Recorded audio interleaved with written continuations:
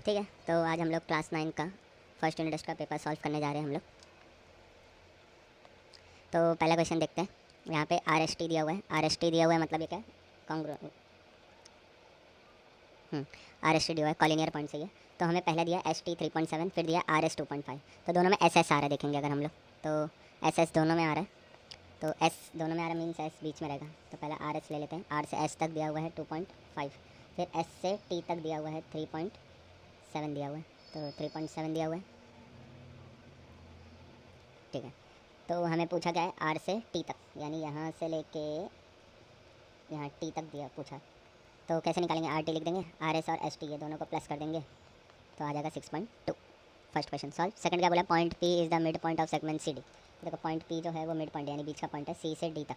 और क्या दिया हुआ, सी पी दिया हुआ है 2.5, तो सी पी लिख दिया 2.5। सी डी ढूंढने बोला, तो यहाँ से यहाँ तक ढूंढने बोला। तो देखेंगे अगर सी पी एक है हमारे पास, अगर ऐसा दो होता हमारे पास तो एक सी पी इधर रख देते, एक सी पी इधर रख देते, तो सी से डी तक आ जाता। तो इसलिए हम लोग ने क्या किया, सी डी निकालना जो है वो यहाँ लिख दिया और सी पी का डबल कर दिया मान लो। तो सी पी का वैल्यू डाल दिया, डबल कर दिया, तो सी डी के बराबर आ गया 5। क्वेश्चन नंबर 2 की तरफ जाते हैं हम लोग। एक बार ये इरेज कर देता हूँ।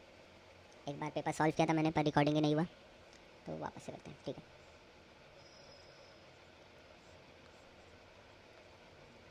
ए B C D E F G H. तो पहले करस्पॉन्डिंग एंगल निकालने बोला। तो करस्पॉन्डिंग एंगल कौन कौन से होते हैं देखते हैं। एंगल ए से एंगल ई तक, एंगल ए और एंगल ई एक पैर हो गया। फिर एंगल डी और एंगल एच दूसरी साइड में एक पैर हो गया। फिर एंगल बी और एंगल एफ एक साइड हो गया। फिर एंगल सी और एंगल जी एक साइड हो गया। इसे बोलते हैं हम लोग करस्पॉन्डिंग एंगल, जो एल शेप का बनता है। करस्पॉन्डिंग एंगल हो गए हमारे पास। अब पूछा है इंटीरियर अल्टरनेट एंगल। तो इंटीरियर अल्टरनेट एंगल क्या होता है, जेड पहले। तो इंटीरियर एक्सटर्नेट हम लोग दोनों साथ में देखते हैं, इंटीरियर एंगल और exterior alternate angle. Interior alternate angle और एक्सटीरियर अल्टरनेट एंगल दोनों अल्टरनेट एंगल है तो जेड ही बनता है, बस थोड़ा अंदर और बाहर का फर्क है। तो पहले एक अल्टरनेट बना दिया, अब ये जेड बना दिया, जेड जेड शेप का ही बनता है। तो ये जेड के अंदर जो आता है जैसे सी और ई, ये अंदर आ रहा है तो ये हो गया इंटीरियर एंगल। अब इसी के बाहर देखोगे तो डी और एफ आ रहा है तो ये एक्सटीरियर एंगल हो गया। अब एक साइड का तो हम लोग ने निकाल लिया, दूसरे साइड का कैसे होगा देखते हैं। एक ऐसा जेड बना था, अब एक जेड ऐसा बनेगा, देखो ऐसा। तो इसके अंदर क्या आ रहा है, बी और एच, तो बी और एच लिख दिए। अब बाहर क्या आ रहा है, ए और जी, तो ए और जी लिख दिए। तो हमारा हो गया इंटीरियर और एक्सटीरियर एंगल। अब आते हैं नेक्स्ट, क्या पूछा है, इंटीरियर एंगल्स। ये इंटीरियर अल्टरनेट एंगल नहीं है, ध्यान देंगे हम लोग। इंटीरियर एंगल क्या बनता है, एक ऐसा बॉक्स बनता है, बस एक साइड से खुला रहेगा। तो इसके अंदर एंगल कौन सा आ रहा है, बी और ई, तो बी और ई हो गया। अब दूसरे साइड का देखते हैं, सेम ऐसे दूसरे साइड में।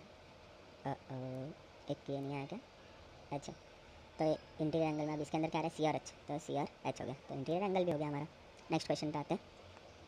क्या बोला है, फिगर दिया हुआ है, ए बी सी डी निकालना है इसमें। तो पहले जो दिया हुआ है हम लोग वो लिखते हैं गिवन डाल के, line P parallel to line Q and line L and M are transversal, ऐसा लिखना पड़ेगा। उसके आगे फाइंड करेंगे ए बी सी डी, ठीक है।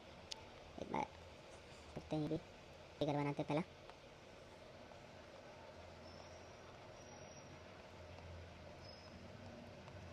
शायद फिगर देखते हैं, ए इधर है, सी इधर है, बी डी है ना। ए सी, ये डी और ये बी, ये होगा 100 और 115, ठीक है। यहाँ आएगा 100, ये आएगा 115 डिग्री। करते हैं फिर सॉल्व, देखते हैं। तो सबसे पहले देखेंगे यहाँ पे ये ना टी बन रहा है, टी बन रहा है यानी ये एंगल से लीनियर पेन बन रहा है। कौन कौन से एंगल है, ए और 100। तो हम लोग वही लिख रहे हैं, एंगल ए प्लस 100 डिग्री, दोनों को प्लस करेंगे 180 डिग्री होता है, क्योंकि लीनियर पैर को हमेशा भी प्लस किया जाता है तो 180 डिग्री बनता है। एंगल इधर ही देखेंगे, प्लस 100 उधर जाएगा तो माइनस 100, 180 में से 100 गया तो 80 डिग्री। अब सेम हम देखेंगे एंगल से लीनियर पैर इधर भी बन रहा है। अब ये एंगल से लीनियर पैर ऐसा टी भी बन सकता है, ऐसा टी भी बन सकता है, ऐसा टी भी बन सकता है और ऐसा टी भी बन सकता है, कैसा भी टी बनना चाहिए पर। तो सेम इधर भी बन रहा है, तो 115 और डी, तो वही लिखे 115 और डी दोनों को प्लस करेंगे 180 डिग्री बनेगा, क्योंकि एंगल से लीनियर पैर हमेशा प्लस करने पे 180 डिग्री ही बनता है। तो एंगल डी इधर ही रखेंगे, 115 उधर जाएगा तो माइनस हो जाएगा, माइनस होने के बाद 165 आंसर आ जाएगा। तो अब हम आते हैं दूसरे एंगल्स पे।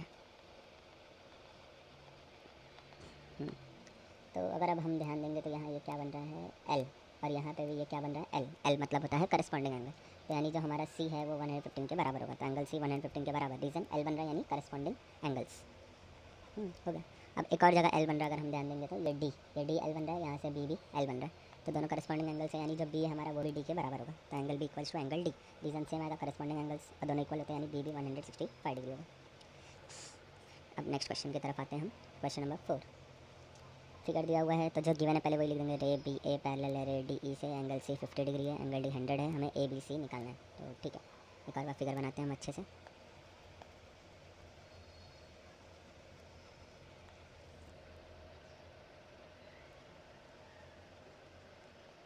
ये ए है, ये बी है, ये सी है, सी दिया हुआ है 50 डिग्री, ये डी है, ये ई है, ये भी दिया हुआ है 100 डिग्री। शायद देखते हैं 50 और 100। हाँ, एक कंस्ट्रक्शन इधर हम लोग करेंगे, ऐसा एक पैरेलल लाइन बनाएंगे ए बी से जो पैरेलल हो, इसको नाम दे देते हैं एफ।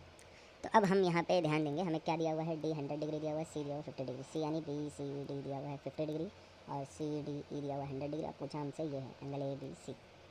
ठीक, तो अब हम सॉल्व करने जाएंगे। तो हम लोग पहले यहाँ पे देखेंगे कि एक जेड बन रहा है ऐसा, ये क्या बन रहा है जेड, ये किससे किससे मिला के बन रहा है एफ सी डी हो गया, पहला एफ सी डी लिख दिया, उसके बाद ई डी सी, तीन ही लेटर का होता है ना, तो ई डी सी लिखो चाहे सी डी ई लिखो एक ही बात रहता है। तो ये हमारा बन गया अल्टरनेट एंगल, ये दो एंगल बन गए तो हम लोग ने लिख दिया।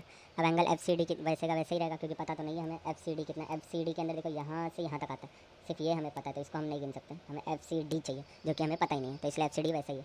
और यहाँ क्या सी डी ई, तो सी डी ई हमें पता है कितना है 100 डिग्री, तो हम लोग ने लिख दिया 100 डिग्री। एक पार्ट हो गया हमारा, ठीक है, एफ सी डी आ गया हमारे पास 100 डिग्री आगे। अब और एक चीज़ दिया हुआ है एंगल बी सी डी दिया हुआ है, तो वो लिख दिया angle B C D 50 degree. अब सॉल्व कैसे करना है, अब हमें जो एफ सी डी हम लोग ने निकाला, एफ सी डी हम लोग ने जो निकाला उसके अंदर देखोगे तो दो चीज़ आ रहा है, पहले एफ सी बी आ रहा है तो एफ सी बी लिख दिया, फिर बी सी डी आ रहा है तो बी सी डी लिख दिया। तो एफ से डी तक, एफ से डी, तो देखोगे एफ से डी तक गए हम लोग ने, पूरा गया। तो इसको बोला जाता है एंगल एडिशन प्रॉपर्टी, मतलब इसी के अंदर दो एंगल आ रहे। तो एफ सी डी हमें पता है, हाँ 100 है तो 100 लिख दिया। एफ सी बी पता है, एफ सी बी कितना पता है नहीं पता, तो एफ सी बी। अब बी सी डी तो हमें पता ही, अभी लिखा था मुझे बी सी डी 50 डिग्री। आप जो लिखे वो आपको याद रहना चाहिए, वरना आप ढूंढते रह जाओगे कि बी सी डी कहाँ पे, तो 50 डिग्री। अब ये सब तो हो गया, अब प्लस ये प्लस 50 इधर आएगा तो -50 हो जाएगा, तो 100 में से 50 गया तो 50 डिग्री। तो एफ सी बी आ गया हमारे पास 50 डिग्री। लेकिन हमें ढूंढना क्या था, ये हम लोग ने अभी निकाल दिया, एफ सी बी निकाल दिया, कितना आया 50 डिग्री आया। और हमें ढूंढना है ए बी सी ढूंढना है, यानी ये हमें ढूंढना है। तो ये देखो क्या बन रहा है, बॉक्स जैसा बन रहा है, ये एंगल हमें पता है, ये एंगल हमें नहीं पता, तो ये इंटीरियर एंगल बन रहा है। तो इंटीरियर एंगल बन रहा है, तो हम लोग वही लिख देंगे पहले, एंगल ए बी सी जो ये ए बी सी, और एक है एफ सी बी, दोनों का प्लस कर दोगे 180 डिग्री हो जाएगा क्योंकि इंटीरियर एंगल है। अब एफ सी बी पता था, एफ सी बी का वैल्यू डाल दिया 50 उधर जाके माइनस हो जाएगा, 180 -50, टोटल आंसर आ जाएगा 130 डिग्री।